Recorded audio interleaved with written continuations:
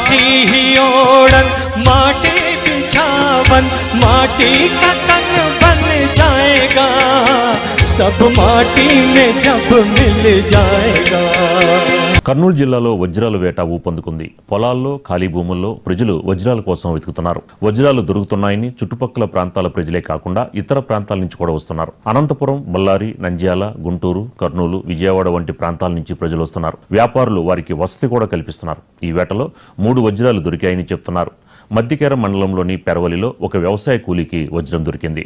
మద్దికేర మండలం పెరవలి కొల్హాపూర్ లక్ష్మీదేవి ఆలయం దగ్గర ఉంటున్న ఒక వ్యక్తి పొలంలో వెతకగా నిన్న 30 లక్షల రూపాయలు విలువ చేసే వజ్రం దొరికిందట.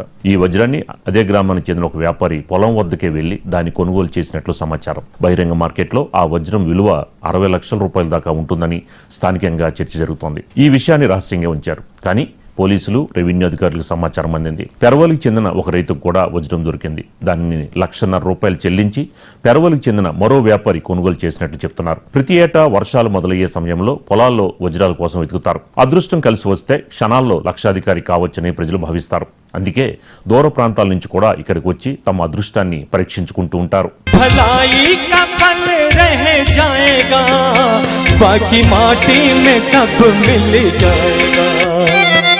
माटी ही ओढ़न माटी बिछावन माटी का तन बन जाएगा सब माटी में जब मिल जाएगा।